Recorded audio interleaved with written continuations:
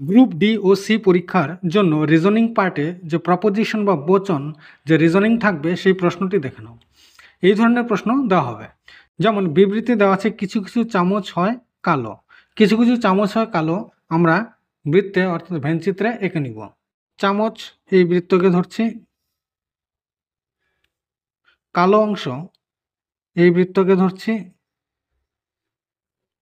এরপর বিবৃতি টু দেওয়া আছে, এখানে দেখো সব সব কালোই হয় কাক। সব কালো হয় কাক। সব কালো কাকের ভেতরে আসবে।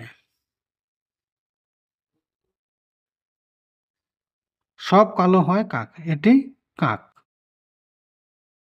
এরপর কোনো কাকই থালা নয়। কোনো কাক থালা নয়, এই সব থেকে বড় বৃত্তটি এটি কাক। যেহেতু থালা নয় আমরা এখানে থালা অঙ্কন করব বৃত্ত। এবার সিদ্ধান্তে আসি। কিছু কিছু কালো হয় চামচ। এই যে চামচ, চামচের এই ভেতরের এই অংশটুকু কালোর মধ্যে আছে, এই কালোর সঙ্গে আছে এটুকু। তাহলে 1 নম্বর আমরা কিন্তু এটি কিন্তু পাচ্ছি। এরপর সব কাকই হয় কালো।